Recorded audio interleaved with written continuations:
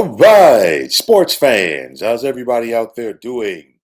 William Martin coming at you one more time here on YouTube with another edition of the 300 Pounds of Sports Knowledge Podcast. Now, for the Cincinnati Bengals, if they wind up missing the playoffs for a second consecutive year, they're going to look back at this season at their inability to close out games. The Bengals are currently 4-6, and they're on the outside looking in of the playoff picture. But very easily, it did not have to be that way. You look at the Bengals so far this season, and it began in week number one with their inexcusable loss at home to the New England Patriots. And then we've seen the Bengals blow second half leads this season, both against the Kansas City Chiefs and the Baltimore Ravens. And in each of the Bengals' losses to Baltimore this season, we're talking about double digit leads in the second half that were squandered. For the Bengals, and of course, most recently, their Thursday night thriller with Baltimore. And of course, the Bengals came out on the wrong side of that score. But nonetheless, in that contest, Jamar Chase balled out. And in his two games against the Ravens this season, he truly balled out. We're talking about a combined 21 catches for 457 yards and 5 TDs in two games against Baltimore. Some wide receivers in the NFL don't do that for a full season. But of course, getting back to Thursday night, all of Chase's gaudy numbers didn't amount to a win then, and they did not amount to a win earlier this season when Cincinnati fell to Baltimore at home in overtime. You look at the defense for the Cincinnati Bengals, and most notably, I want to start with their pass defense, as they were 22nd in the NFL this season. And of course, one question or a couple of questions that you would ask, first things first, why have the Bengals failed to close out games? One thing in particular, their pass defense. The other thing is their lack of pass rush. Cincinnati has 17 sacks this season, but 11 of those belong to Trey Hendrickson. Okay, so where's the other rest of the pass rush coming from? And then you look at the two games that the Ravens have beaten the Bengals this season. The Bengals defense only registered one sack of Ravens quarterback Lamar Jackson in those two games. And I know Lamar is elusive, and I know that he is a bad man in that pocket. But nonetheless, you got to try to find a way to not only put pressure on him, but to get him down. And then on top of that, I talked about Cincinnati having 17 sacks this season. Only six of those sacks have come in their losses. So there right there is a correlation of things. If they're not able to put pressure on the quarterback, if they're not able to heat him up, guess what? Things change immensely for this offense. I know that T. Higgins is out with an injury right now. And of course, the question is going to be, is too much being put on quarterback Joe Burrow and Jamar Chase? I'm not going to say that it is, but at the same time, other people that are there got to step up and go out and make plays. And I think at the end of the day, the biggest thing for me, you look at Cincinnati's defense, their inability to close out games. And then on top of that, just the Bengals organization as a whole, which falls into the lap of the guy who's running things there. And I'm talking about Mike Brown. But nonetheless, you look at Cincinnati and you look at their inability to close out games. And you just have to wonder if there is still time for this team. They're 4-6. Yes, it's not great.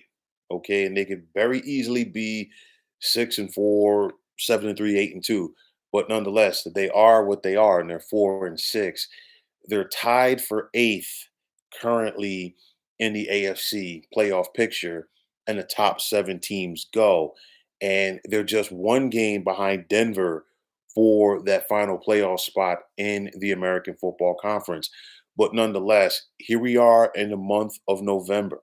Okay. And if you're Cincinnati, you've got 7 games left. You really do not have a lot of wiggle room left if you're going to go out there and make the postseason. You got the Chargers on the road this Sunday night in SoFi, and the Chargers have been playing some good ball, especially on the defensive side of things, as things are really coming together for the Chargers under head coach Jim Harbaugh. You then have your bye week before you host Pittsburgh for the first of two games with the AFC North leading Pittsburgh Steelers. You then look at it from there. They're on the road for Dallas, and then after that at Tennessee, they've got Cleveland again, who they beat earlier this season, and Denver, and then of course they finish the regular season on the road in Pittsburgh against the Steelers.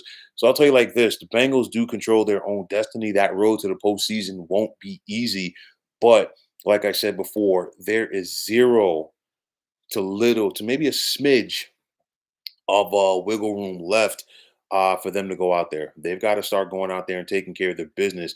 And at the end of the day, Cincinnati has still yet to even get to 500 this season. Every time that the Bengals get close, they take that step back. And let's see what this team is going to look like against a very tough Chargers team come this Sunday night. Zach Taylor getting back to the Thursday night game. Was it the right move or the wrong move? For them to go for the 2 point conversion as opposed to going for overtime. I'm not going to second guess this move because sometimes you're in the heat of the battle. But I will say this: I think it was the right call. I think it was the right play. It's just unfortunately that the play was not executed. Okay, that at the end of the day, that's all it comes down to. But I want to see how this Bengal team responds against a very good Chargers team on Monday night, and let's see if they can finally get this thing going. The Bengals are good. The Bengals are talented, but at the end of the day, they're more talented than their record right now. But like former NFL head coach Bill Parcells once infamously said, "You are what your record says you are." Right now, they're a 4-6 team on the outside looking in. So let's just see if this stretch run will change things for the Bengals. Let's see if Joe Burrow can continue to ball. Let's see if Jamar Chase can continue to ball. And let's see who else is going to step up as Cincinnati looks to get to 500 and maybe, just maybe, make that push for the postseason. But, folks, that is going to wrap it up. And as always, I want to take this time out to thank all of you for tuning into the 300 Pounds of Sports Knowledge podcast here on YouTube. I want to take this time out to thank all of you fine folks out there for tuning in. And if you haven't already, please feel free to subscribe to this channel.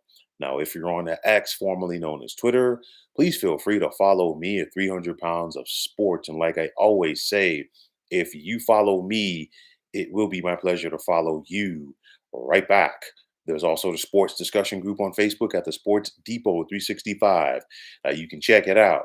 Drop a line to be a part of one of the better sports debating sites going on social media. So once again, fine folks, my name is William Martin, and I am signing off. And I'm saying take care and have yourselves a wonderful day.